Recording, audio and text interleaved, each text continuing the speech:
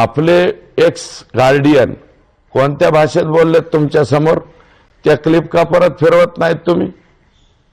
त्याचा राजीनामा अहो मागणं एक मिनिट ऐका, मी कुठं राजीनामा मागतो? ते राजीनामा वगैरे ते निर्णय मुख्यमंत्री उपमुख्यमंत्री करतील.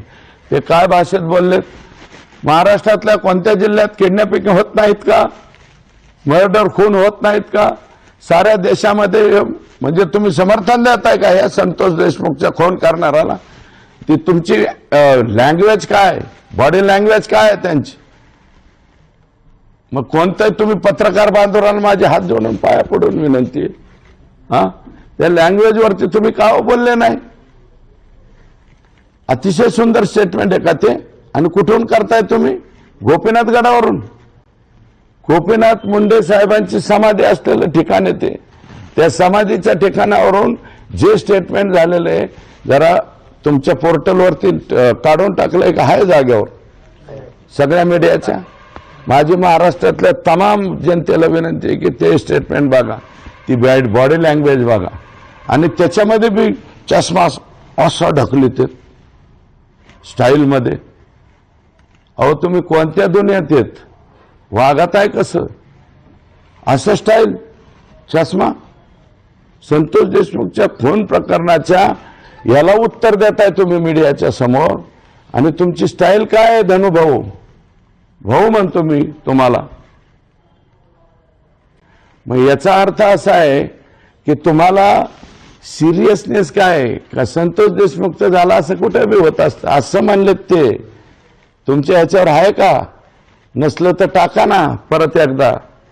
गोविंदजी पाया पडून विनंती आहे तुम्हाला. पडू का पाया? तुम्ही माझ्यापेक्षा कमी वयाचे. पाया पडतो बाबा तुमच्या. हा अरे काय वागणे? पिस्तूल कोणाला, कोणाकडे पिस्तूल आहे? आमच्या पाटण तालुक्यात काय गँग तयार झाल्या? हा अरे जर्मन मेड असलेले ते हे त्या पवन चक्क्याच्या काय म्हणते ते वर चढवायचं मशिनरी आहेत, किती बाऱ्या फोडल्यात. तिथल्या तारा किती वेळा चोरून नेतात? कोण चोरून नेतात? हे गँग्स ऑफ वशेपुरचे सगळं आकाचे सगळे माणसं.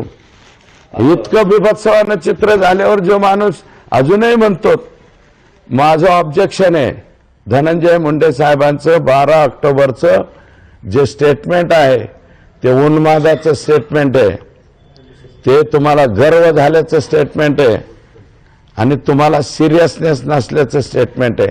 संतोष देशमुखच्या खून प्रकरणावरती जे त्यांचं स्टेटमेंट आहे ना, ते स्टेटमेंट परत एकदा काढून फिरवा ना महाराष्ट्राच्या समोर. का फिरविनात तुम्ही? राष्ट्रीय स्वयंसेवक संघाचा दसरा मेळावा जगात प्रसिद्ध स्वर्गीय हिंदू हृदय सम्राट बाळासाहेब ठाकरेंनी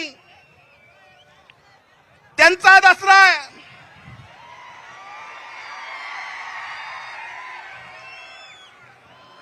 आशीर्वाद. त्याच्यानंतर आता आम्ही ज्यांच्या मुख्यमंत्र्याच्या खाली मंत्रिमंडळात काम करतो, एकनाथरावजी शिंदे साहेबांचा मेळावा आहे. आणि बीड जिल्ह्यामध्ये संत भगवान बाबा नंतर स्वर्गीय मुंडे साहेबांनी चालू केल्या आणि पंकजाताईंनी ती परंपरा पुढे चालू ठेवलेला हा दसरा मेळावा आहे. लोकशाही आहे. मला काही जणांनी प्रश्न विचारले, मी म्हणलं आनंद आहे.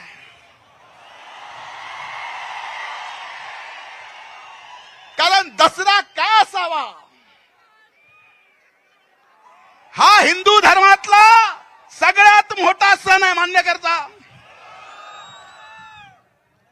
आणि दसरा ज्याला माहिती आहे त्याला प्रभू रामचंद्र सुद्धा माहित असायला पाहिजे.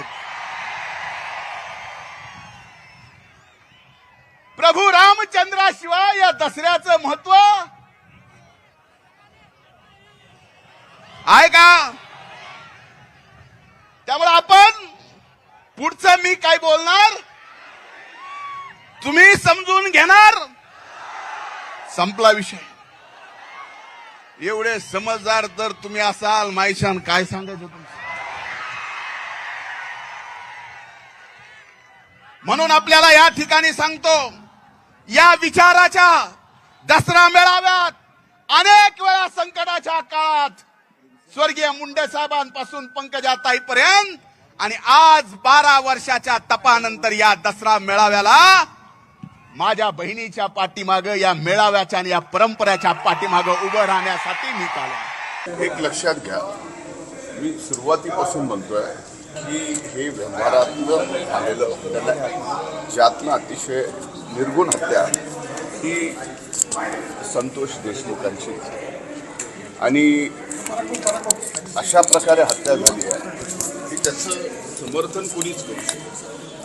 त्यामुळं जवळजवळ सर्वच आरोपी आता त्यात झालेले आहेत आणि जेवढी तीव्र भावना या प्रकरणामध्ये आमच्या सर्वांचीच होती.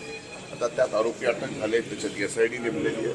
CID नेमल्यानंतर आता याच्यामध्ये फार शेवटपर्यंत याचा तपास होणार आहे. कोण होतं, काय होतं.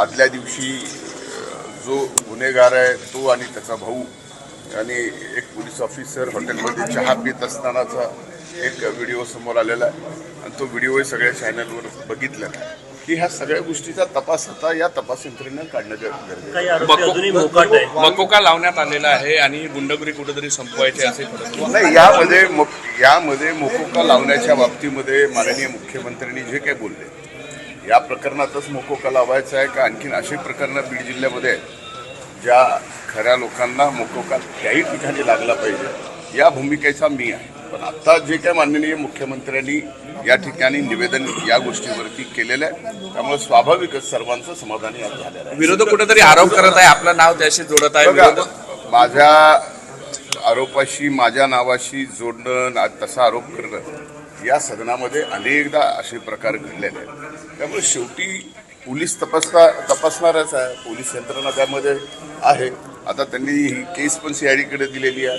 या सर्व गोष्टी म्हणलं ना मी आपल्याला की दूध का दूध पाणी का पाणी निघणार आहे. अंबादास दानवेंनी म्हटलं की वाल्मिकांना नागपुरातच आहे आणि ज्या पद्धतीनं सुरेश दस म्हणतायत की आका त्यांचा शोध घ्यावा.